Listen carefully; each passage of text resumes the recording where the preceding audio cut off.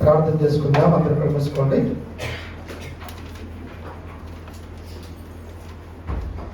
మహాకృపా ప్రేమ గల మా దగ్గర తండ్రి, నీ నామములకు వేలాది స్తోత్రములైనా. నీ బిడ్డలమైన మేమందరము తండ్రి ఆత్మతోనూ సత్యముతోనూ పాటల ద్వారా ప్రార్థన ద్వారా ఆరాధించడానికి ఇచ్చిన గొప్ప భాగ్యమని బట్టి వందనాలు.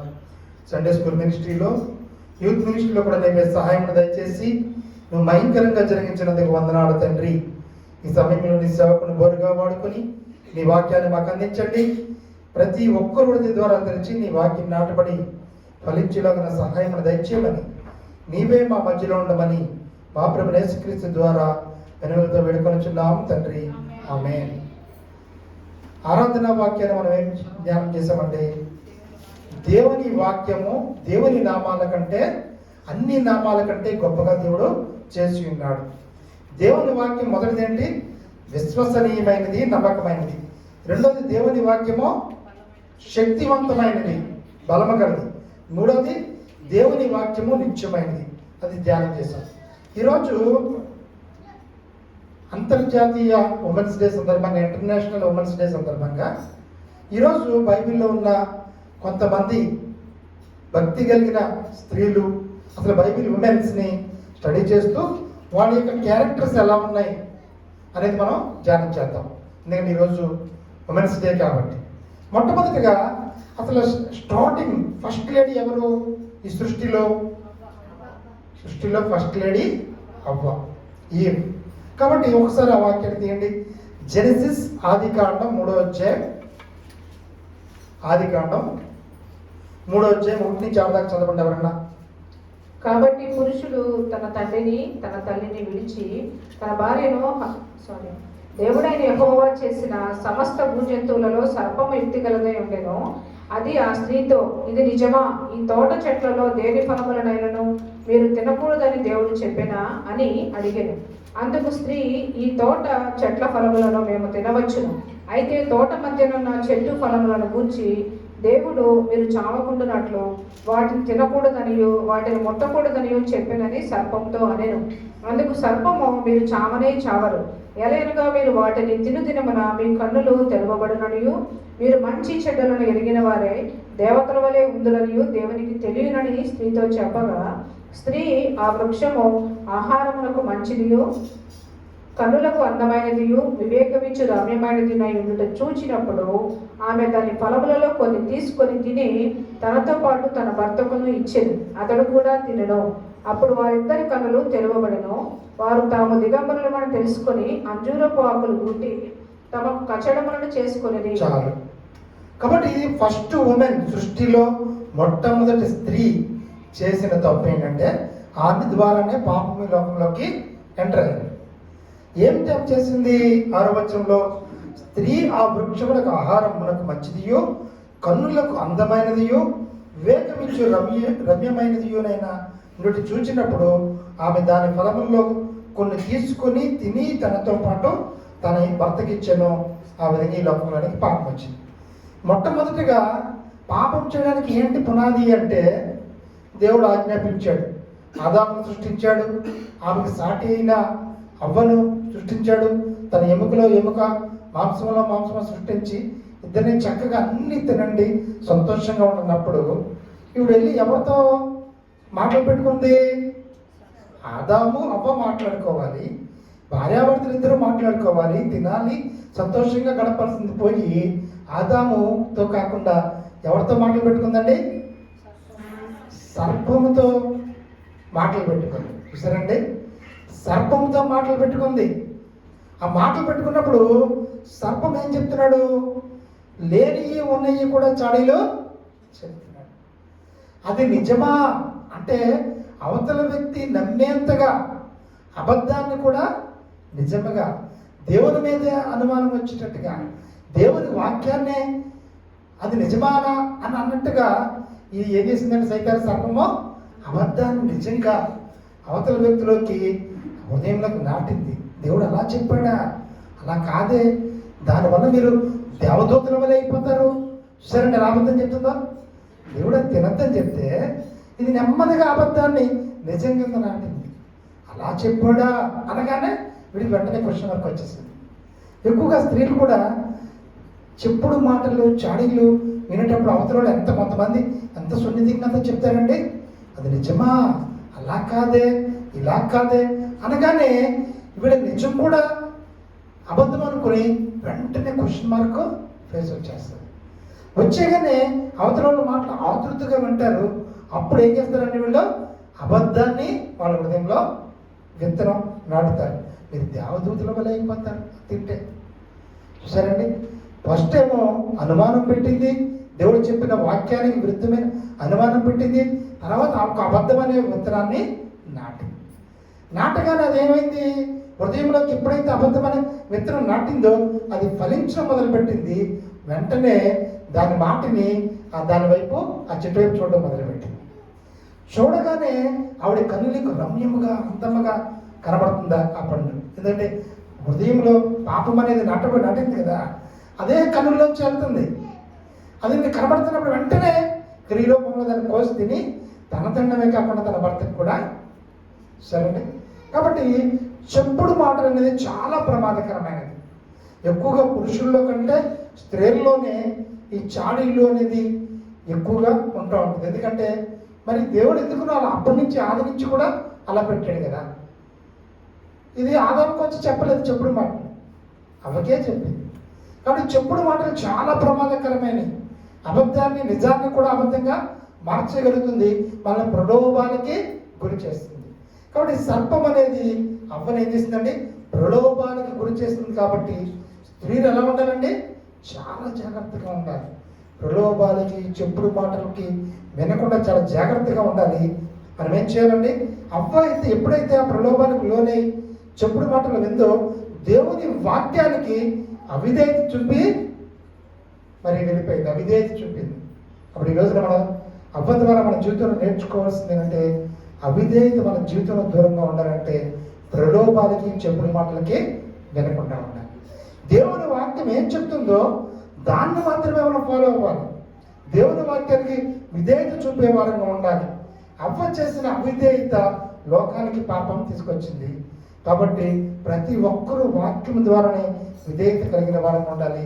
మనము ప్రలోభాలకు లోనైన వారంగా అవ్వలాగా ఉండకూడదు. మొదటి విషయం. రెండవ ఆమెను జ్ఞాపకం చేసుకుందాం. చూడండి, ఆదికాండం 21వ అధ్యాయం 1 నుంచి 3 దాకా చదవండి. ఆదికాండం 21వ అధ్యాయం 1 నుంచి 3 దాకా. యెహోవా తాను చెప్పిన ప్రకారం సారాను దర్శించను. యెహోవా తాను ఇచ్చిన మాట చొప్పున సారాను గురించి చేసను.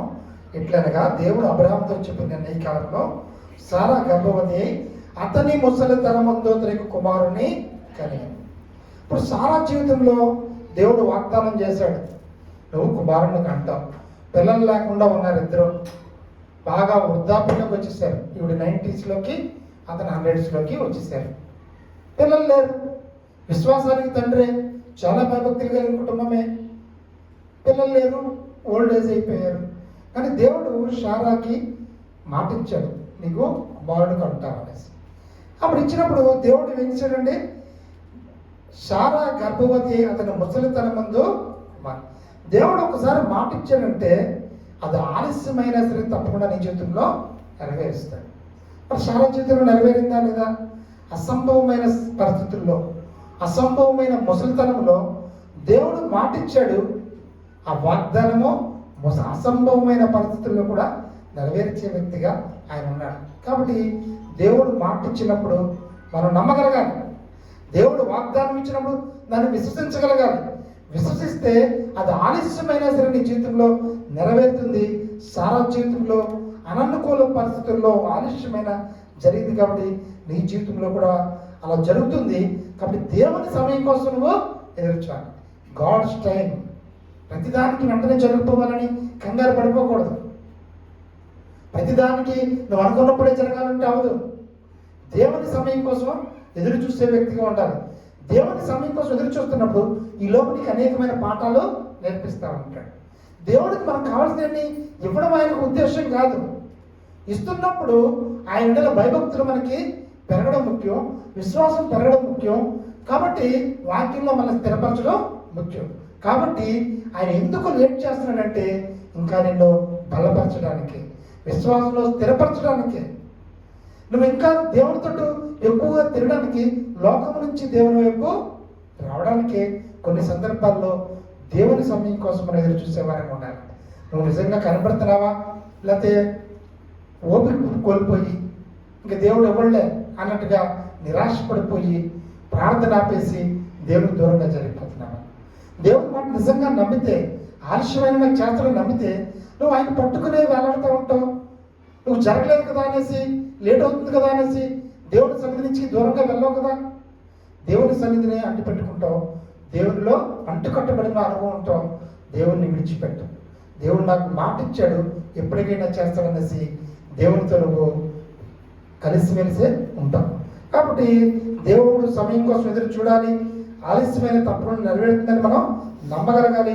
అటువంటి విశ్వాసంలో శారలా కలిగి ఉండాలి. ఇంకోటి చూడండి, రూతు 1:16-17 రూతు 1:16-17.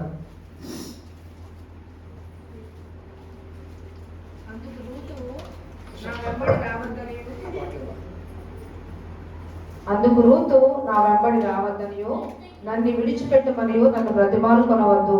నీవు వెళ్ళి చోటికి నేను వచ్చేదను, నీవు నివసించు చోటనే నేను నివసించేదను. నీ జనమే నా జనము, నీ దేవుడే నా దేవుడు. నేను మృతి పొందు చోటను నేను మృతి పొందేదను, అక్కడనే పాతి పెట్టబడను. మరణం తప్ప మరి ఏదైనాను నిన్ను నన్ను ప్రత్యేకించిన ఎడల యెహోవా నాకు ఎంత కీడైనా చేయునుగాక అనెను. చూసారంటే రూత్ గారు ఏమంటున్నారు, వాళ్ళ అత్తగారితోటి, వాళ్ళ భర్త చనిపోయాడు, వయసులో ఉంది, భర్త చనిపోయాడు, వాళ్ళు మాంగారు కూడా లేరు, ఆవిడ విధవరాలే, ఈవిడి విధవరాలే అయిపోయారు.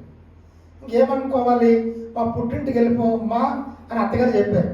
ఎందుకంటే నువ్వు వయసులో ఉన్నావు కదా, నేను నిన్ను భద్రపరచలేను, నువ్వు మీ పుట్టింటికి వెళ్ళిపోతే నీకు ఏదైనా సెకండ్ మ్యారేజ్ చేయడమో ఏదైనా పుట్టింటోడు బాధ్యత ఉంటుంది కదా అనేసి వెళ్ళిపో అని అంటే, ఇవిడేమంటుందండి, రూత్ ఏమంటుంది, నీ దేవుడే నా దేవుడు, నీ జనమే నా జనము, నీతో మరణంలో కూడా నన్ను ఎవరు వేరు చేయలేదు. నా భర్త లేకపోయినా నీ భర్త లేకపోయినా నువ్వు మదర్ ఇన్ లా అంటే ఏంటి, తల్లి తర్వాత తల్లి లాంటి దానివి. అత్తగారిని ఏమంటారంటే మదర్ ఇన్ లా అంటారు, ఆ మాంగారిని ఫాదర్ ఇన్ లా అంటారు, అంటే తండ్రి తర్వాత తండ్రి లాంటి వారు. కాబట్టి నువ్వు నమ్ముకున్న దేవుణ్ణి నీ కుమారుడు పెళ్లి చేసుకున్నదానికి నేను ఆ దేవుణ్ణి ఆరాధిస్తున్నాను. నా పుట్టింటి వారైతే మరి అన్యుల దేవుణ్ణి ఆరాధిస్తున్నారు. నేను మళ్ళా వెనక్కి వెళ్ళి అన్యుల దేవుణ్ణి ఆరాధించను. నీ దేవుడే నా దేవుడు, నీ జనమే నా జనం. మరణం తప్పితే మనందరినీ ఏది వేరు చేయలేదని చెప్తుంది.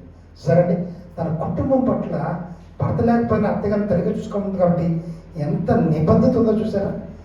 దేవుణ్ణి నమ్మింది కాబట్టి, వీళ్ళిద్దరూ ఒకే దేవుణ్ణి నమ్ముకున్నారు కాబట్టి దేవుని ఎంత విశ్వాసాన్ని కనిపించి చూసారా. అత్తగారికి కూతురులాగా ఎంత వినయాన్ని ప్రదర్శిస్తుంది. కుటుంబం ఏడలో ఒక లాయాలిటీ అంటే ఒక నిబద్ధత కలిగి ఉంది. నా కుటుంబం, నా భర్త లేకపోయినా నేను తనకి కూతురులాగా నా అత్తగారిని చూసుకోవాలి.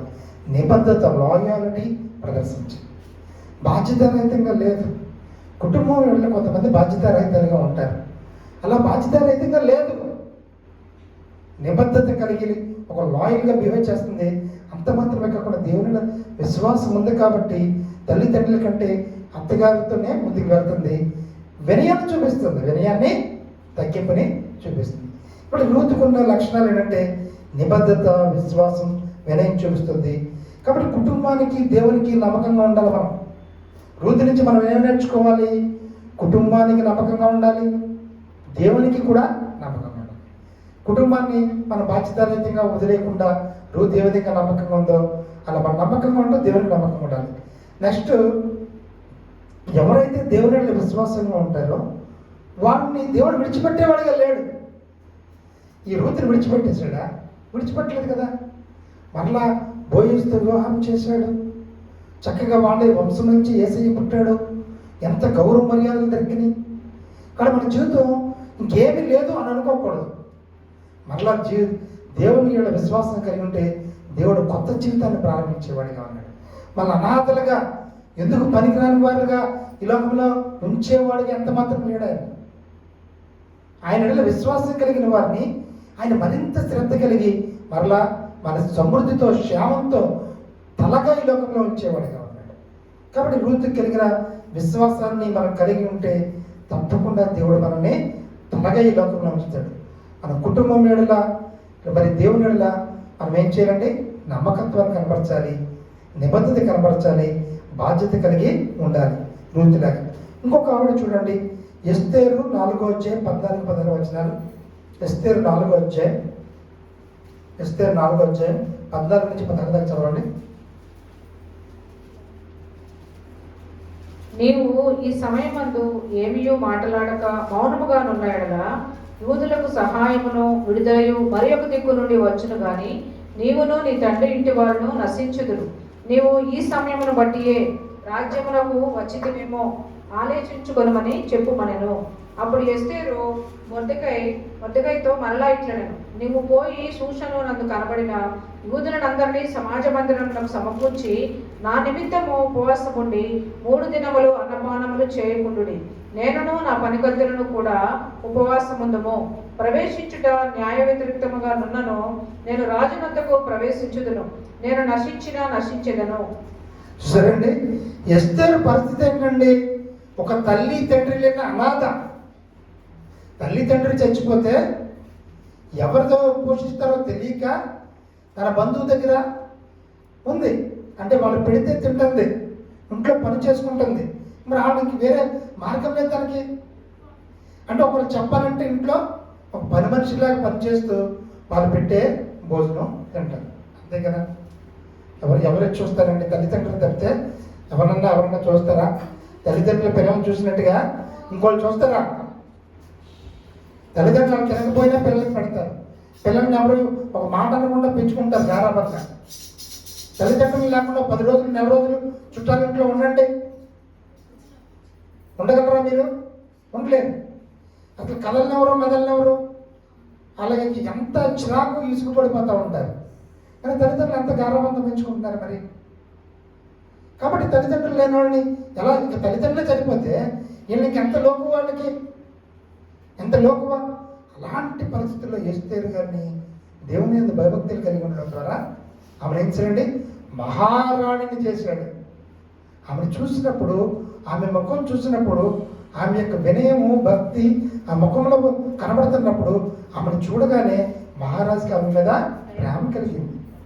ఆమె అందగతిగాని కాదు, ఆమెలో ఉన్న ప్రేమ జాలి దేవుని భక్తి ద్వారా ముఖ కవళికలు ఏమైందండి, ఒక మంచి ఇంప్రెషన్ అనేది దానికి కలిగి ఆమెని మహారాణిగా చేసుకున్నాడు. చేసుకున్న తర్వాత ఏం జరిగిపోయింది? ఇక్కడ తన బంధువులందరినీ చంపుతున్నారు. తన బంధువుల్ని, తల్లిదండ్రుల్ని, బంధువుల్ని, వీరి జాతి వారిని అందరినీ చంపేస్తున్నారు. చంపేస్తుంటే వాళ్ళ బాబాయ్ మొదటికే వచ్చి, అమ్మ నువ్వు రాణి గారిగా ఉండి సుఖ సంతోషాలతో ఉండడానికి ఇక్కడ నేను పెట్టలేదు దేవుడు. నేను ఈ ప్రదేశంలో పెట్టాడంటే దీనికోసం కాదు. ఎందుకు పెట్టాడంటే నీ జనాంగాన్ని చంపుతున్నారు, వాడిని కాపాడడానికి. కాబట్టి మనం ఒక్కొక్కరిని ఒక్కొక్క పరిస్థితుల్లో దేవుడు పెడతా ఉంటాడు. పెట్టినప్పుడు అక్కడ మనం పర్పస్తో పెడతా ఉంటాడు. ఆయన ఒక పర్పస్తో, ఒక ఉద్దేశంతో మనల్ని మనుషులందరినీ కదుపుతూ ఉంటాడు. వీళ్ళకి పాస్టర్ గారికి ఏడు సహాయం చేయాలి, పాస్టర్ గారికి ఏడు సహాయం చేయాలి, పాస్టర్ గారిని ఇక్కడ పెట్టాలి. అలా తెలుసు ఆయనకి. మరి ఎక్కడెక్కడో వాళ్ళని ఇక్కడ తీసుకొచ్చి అందరిని ఎలా కలుపుతున్నాడు? ఆత్మీయత రక్త సంబంధాలుగా. కాబట్టి నిన్ను రాణిగారిగా పెట్టింది ఈ సమయం కోసమే, నీ ప్రజలను రక్షించుకోవడం కోసమే అని మొర్దెకై చెప్పినప్పుడు వెంటనే ఆమె చెప్పింది ఏమంటే, నిజమే, రాజుగారిని ఎదిరిస్తే నన్ను కూడా చంపేస్తాడు. అయినప్పటికీ మీరందరూ వెళ్ళి ఉపవాసం ఉండి ప్రార్థన చేయండి. నేను నా చెలికత్తులతో ఉపవాసం ఉండి 3 దినాలు ప్రార్థన చేసి రాజుగారికి వ్యతిరేకంగా అయినప్పటికీ నేను వెళ్ళి ధైర్యంగా మీరు జారీ చేసిన ఆమాను మంత్రి ద్వారా మీరు మాటలు విని మీరు మమ్మల్ని అందరినీ చంపేమని చెప్పారు కదా, అది తప్పు అని నేను చెప్తాను. ధైర్యం తెచ్చుకుంటాను. ఒక దేవుడు రాజు నన్ను చంపేసినా పర్వాలేదు అని 3 దినాలు తన పనికి చిలికెత్తులో ఉపవాసం ఉన్నారు. మీరందరూ కూడా ఉపవాసం ఉండండి అని చెప్పింది. నువ్వు ధైర్యంగా వెళ్ళి రాజుగారికి చెప్పినప్పుడు రాజుగారి మీ మాట విని ఆ మంత్రినే ఊరి తీశాడు. చూసారండి. కానీ స్త్రీల్లో ఉండాల్సింది ఏంటంటే ఒక ధైర్యం కలిగి ఉండాలి. దేవుని కోసం నిలబడే వారంగా ఉండాలండి. దేవుని పని కోసం, దేవుని పని చేయడం కోసం, దేవుని సహకరించే విషయంలో ఒక్కతే కదా. అక్కడ ఏదైనా తేడా జరిగితే దేవుడు చంపేస్తారు కదా. అయినా భయపడిందా? భయపడినా. నేను చనిపోయినా పర్లేదు, 3 దినాల ఉపవాసం ఉండి మీకోసం నేను ప్రార్థన చేసి నేను నిలబడతాను ధైర్యంగా, ఒకవేళ నాకేమైపోయినా నో ప్రాబ్లం అంది. కాబట్టి ఈ రోజున ఎస్తేరు గురించి మనం దేవుడు సెలవిచ్చేది అంటే, నిన్ను ఈ ప్రాంతంలో, ఈ ప్రదేశంలో, ఏ ప్రదేశంలో నేను పెట్టాడో అక్కడ ఒక ఉద్దేశంతో నిన్ను పెట్టాడు. నువ్వు దేవుని కోసం ధైర్యంగా నిలబడగలిగేటట్టు నువ్వు ఉండాలి. నీ కుటుంబం కోసం, మన వ్యక్తిగతం కోసం మనం నిలబడుతున్నాం కదా. మన పిల్లల్ని ఎవరన్నా అంటే మనం ఊరుకుంటామా? మన ఇంటి మీదకి ఎవరైనా దెబ్బలానికి వస్తే మనం ఊరుకుంటామా? మన ఇంటిలో విషయాలు ఎంత కష్టపడి చేస్తూ ఉంటాం. మనం దేవుని కోసం ఎలా నిలబడట్లేదు? మనం దేవుని కోసం నిలబడాలి కదా, ధైర్యంగా ఉండాలి కదా, ఉండాలి. నిన్నటి ఆదివారం అయితే సావిత్రి పాప ఒక్కతే వచ్చి మందిని శుభ్రపరుస్తుంది. తర్వాత సిస్టర్ గారు వచ్చారు, స్వప్న సిస్టర్. ఇది చెప్తానండి, దేవుని కోసం నిలబడాలి. మనం ఇంట్లో అయితే పొద్దున్న మధ్యాహ్నం సాయంకాలం ఎంత పని చేసేస్తూ ఉంటామండి. పొద్దున దుడుస్తూ ఉంటాం, సాయంకాలం దుడుస్తూ ఉంటాం, బట్టలు ఉతుకుతూ ఉంటాం, వంట చేస్తూనే ఉంటాం, పాత్రలు కడుగుతూనే ఉంటాం, మళ్ళీ మన స్నానాలు మన అసలు పని పని పని పని పని కదా. చుట్టాలు వచ్చారంటే అసలు ఎంత పని ఉంటుందో. చుట్టాలు వచ్చినప్పుడు నాకు నీరసంగా ఉందని మనం చెప్పలేం కదా, ఎంతో పని చేస్తూ ఉంటాం. కానీ మందిరం దగ్గరికి వచ్చేటికి మనం అంత నిలబడలేకపోతున్నాం. వారానికి ఒక్కసారి ఒక్క హాలు ఇది నిలబడలేకపోతున్నాం. నిలబడగలిగే స్థితి మనకు ఉండాలి. దేవుడు మనం ఇక్కడ ఏ ప్లేస్లో ఎందుకు పెట్టినంటే, కొన్ని ప్లేసుల్లో వ్యక్తులు పెట్టినప్పుడు అది మనం ఉపయోగించుకోకపోతే నిజంగా ఆ దేవుడు మళ్ళీ అవకాశం ఇవ్వడండి. నిజంగా సిస్టర్ గారు ఈ పిల్లలు అయితే చాలా నిలబడుతున్నారు, నాకు చాలా సంతోషమే. కొంతమందికి విలువ తెలియట్లేదు, అది ఆ ప్రాముఖ్యత తెలియట్లా. వాలంటీర్గా అలా చేశారు, చాలామంది చేశారు. నిజంగా అలా నిలబడగలిగేది దేవుడు చూస్తూ ఉంటున్నాడండి. మనుషులే చూస్తున్నప్పుడు సాక్ష్యాన్ని దేవుడు చూడడానికి డిఫరెంట్గా చూస్తాడు. వారి పిల్లతరాన్ని ఆశ్రదించేవాడిగా ఉన్నాడు. వారి పిల్లతరాన్ని ఆశ్రదించేవాడిగా ఉన్నారు. వారు ఏం పెట్టుబడి పెడుతున్నారు ఇక్కడ? దేవుడి దగ్గర నమ్మకత్వాన్ని, దేవుని కోసం నిలబడ్డాన్ని పెట్టుబడి పెడుతున్నారు జీవితంలో. కానీ దేవుడు ఏం చేస్తున్నాడంటే, వాళ్ళ చేయలేనిది వాళ్ళ పిల్లతరాన్ని ఆశ్రదించే బాధ్యత ఆయన తీసుకున్నాడు. ఈ విలువ చాలా మందికి తెలియదు, అవకాశం లేదు. ఇప్పుడు నేను శనివారం అయిపోయింది, మళ్ళీ వారం దాకా అవకాశం ఉందా? నేను వచ్చి చేస్తానన్న అవకాశం లేదు. కొన్ని పెద్ద మందిరాల్లో అవకాశమే ఇవ్వరు అసలు. నిజంగా అటువంటి స్థితిలో మనము ధైర్యంతో దేవుని కోసం నిలబడే వారంగా ఎస్తేరులా ఉండగలగాలి. మనల్ని ఎక్కడ ఏ పని కోసం పెట్టారో ఆ పని కోసం నిలబడే వారంగా ఉండగలగాలి. ఇంకొక వ్యక్తి చూడండి, 1 సమూయేలు గ్రంథం 1:27-28 వచనాలు చూడండి. 1 సమూయేలు 1:27-28 వచనాలు. 1 సమూయేలు 1:27-28 వచనాలు. 1 సమూయేలు 1:27-28 వచనాలు. ఈ బిడ్డను దయచేయమని యెహోవా నేను చేసిన మనమని ఆయన నాకు అనుగ్రహించను, కాబట్టి నేను ఆ బిడ్డను యెహోవాకు ప్రతిష్ఠించున్నాను. తాను బ్రతుకు దినములన్నిటిను వాడు యెహోవాకు ప్రతిష్ఠితులని చెప్పింది. ఇక్కడ అన్న పాపం గొడ్రాలుగా ఉన్నప్పుడు చాలా అవమానపరచబడుతుంది. రోజు మందిరానికి వెళ్తుంది, ప్రార్థన చేస్తుంది, కానీ నింద చేసేస్తున్నారు అందరూ. ఏమని? నీ పిల్లలు లేరు, గొడ్రాలివి అని. అది ఎవరైనా తట్టుకోగలరా? ప్రతి ఓళ్ళు అడగడమే, ప్రతి ఓళ్ళు నప్పమేయడమే. ఆ దాంతో ఇంకేం చేయాలో అర్థం కాక దేవుడి దగ్గర కన్నీటి ప్రార్థనతో మొరపెడతా ఉంది. ప్రార్థనలో స్థిరత్వాన్ని కలిగి ఉంది. దేవుడు కుమారుడు అనుగ్రహించేదాకా ప్రార్థన విడిచిపెట్టలేదు. దేవుడు కుమారుడు అనుగ్రహించాడు. మీకు అన్నిటి ప్రార్థన చూసి మళ్ళీ దేవుడికి ఆ బిడ్డని ప్రతిష్ట చేశాడు. నిజంగా మనం కూడా ఈ అన్నాలాగా ప్రార్థనలో స్థిరత్వాన్ని కలిగి ఉండాలి. ప్రార్థన కష్టం వచ్చినప్పుడు ఎక్కువ ప్రార్థన చేసి మరలా మామూలు అయిపోయే పరిస్థితిలో మనం ఉండకూడదు. ప్రార్థనలో స్థిరమైన ప్రార్థన అనుభవాన్ని కలిగి ఉండాలనే విషయంలో దేవుడు జ్ఞాపకం చేస్తున్నాడు. ఇంకొక 2 పేర్లు చెప్పి ముగించేస్తాను. లోకాసు వార్త 1:38 వచనం. లోకాసు వార్త 1:38 వచనం.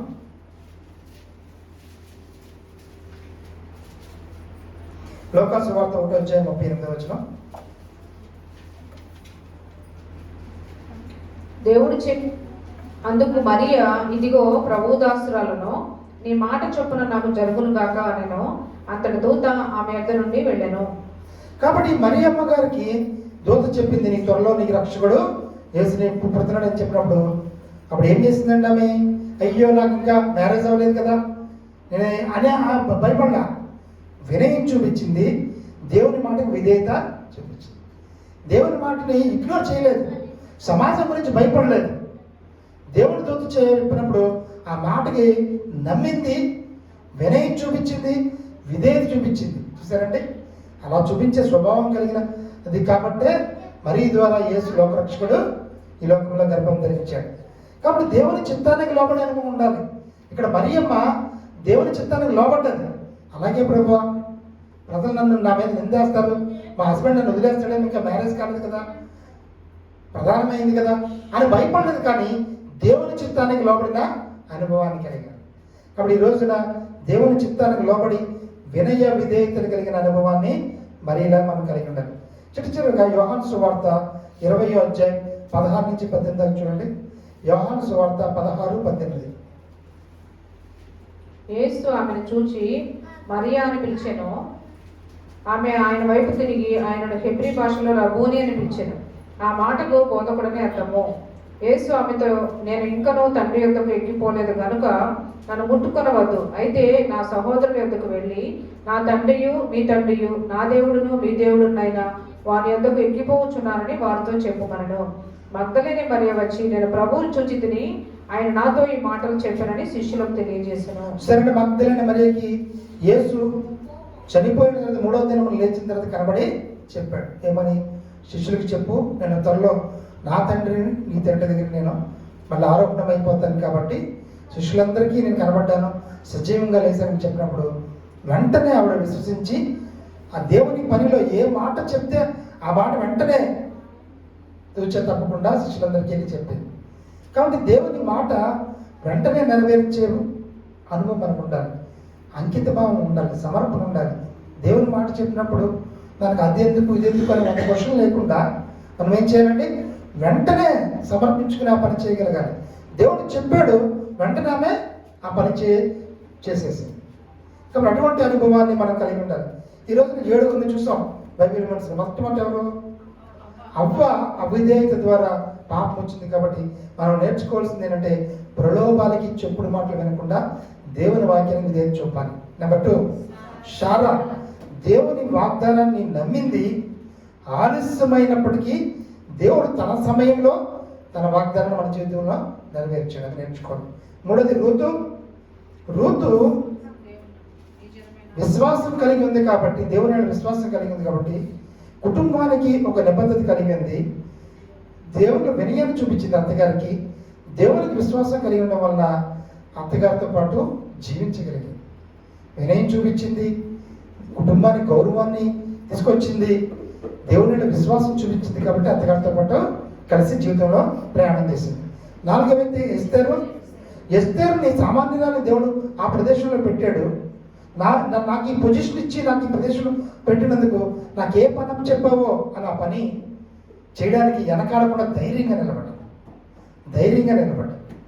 ఆ ధైర్యంగా నిలిపే అనుభవం ఎస్తేరుతో. 5, అన్న అందరూ గొడ్రాలను అవమానిస్తున్నా సరే అలా విడిచిపెట్టకుండా కన్నీటి ప్రార్థన చేస్తూ తను కుమారుని పొందుకుంది. 6, మరియా ప్రధానమైంది పెళ్ళవలేదు, అయినా సరే నువ్వు గర్భవతి అవుతున్నావు అంటే దేవుని ఏం చేసిందండి? దేవుని చిత్తానికి లోబడింది, వినయాన్ని చూపించింది, విధేయత చూపించింది, లోకానికి భయపడి దేవుని చిత్తానికి విధేయత చూపించింది. కాబట్టి ఇంక చుట్టూ మగ్దలేని మరియా యేసయ్య చెప్పు అనగానే అది నిజమా కాదా, చెప్పాలా వద్దా, చెప్తే నన్ను అంటారేమో అంటున్నా. దేవుని మాట చెప్పగానే వెంటనే పని. ఇవాళ నాగేంద్ర రాలేదు. నాగేంద్ర గడ్డంతా క్లీన్ చేయను అన్నాను ఫోన్లో. ఎప్పుడు వచ్చాడో ఎప్పుడు మిషన్తో చేసాడో తెలియదు. మరి ఇప్పుడు ఎందుకు రావడం తెలియదు. చెప్తున్నాను, మాట చెప్పగానే వెంటనే చేయటం. మందిరం పనే చెప్తారు కదండి. ఎవరైనా ఇంట్లో పనులు ఎవరింట్లో పనులు చెప్తారా? ఎవరు చెప్పరు. ఇంట్లో ఎన్ని పనులు ఉంటాయోనండి. ఒక రోజుకి 100 పనులు ఉంటాయి కదా. ఎన్ని పనులు ప్రతి ఒక్కరికి, ఎన్ని ఎవరికి వాళ్ళే సాక్కుంటూ ఉంటారు. ఎవరి పని ఎవరికి చెప్పరు. కాబట్టి దేవుని మాట చెప్పగానే వెంటనే వింది ఆ మాట చేసేసింది. అంకిత భావం, సమర్పించుకునే భావం. కాబట్టి ఈరోజు ఈ 7 ద్వారా మనం నేర్చుకోవాల్సింది ఏంటంటే విశ్వాసాన్ని కలిగి ఉండాలి, విధేయత కలిగి ఉండాలి, ధైర్యం కలిగి ఉండాలి, ప్రార్థనలో స్థిరత్వాన్ని కలిగి ఉండాలి, వినయాన్ని కలిగి ఉండాలి, నిబద్ధత కలిగి ఉండాలి, సమర్పించుకునే గుణం కలిగి ఉండాలి. ఆ సమర్పణ గుణం కలిగి ఉంటే మనం చేసిన ప్రతి దానికి దేవుడు అన్నీ చూస్తూ ఉంటాడండి. ఎవరేం చేస్తున్నారు దేవుని కన్నులంట లోకంలో చెడ్డవారిని మంచివారిని కూడా చూస్తూ ఉంటాడట. ఎవరేం చేస్తున్నారు, ఎవరు ఏ టైంలో ఎక్కడున్నారు, ఎవరేం చేస్తున్నారు అన్నీ చూస్తూ ఉంటాయి. కాబట్టి మన దేవునిలో ప్రతిదీ కూడా దేవునిలో మన పిల్లలకు ఆశీర్వాదాలుగా మారుతాయి. కాబట్టి అటువంటి ఆత్మీయ అనుభవాల్లో మనం అందరూ ఉండాలని సమయంలో ప్రార్థన చేసుకుందాం. చెప్పబడిన వాక్యం గురించి పాస్టర్ గారు ప్రార్థన చేస్తే ప్రభు పనులకి వెళ్దాం.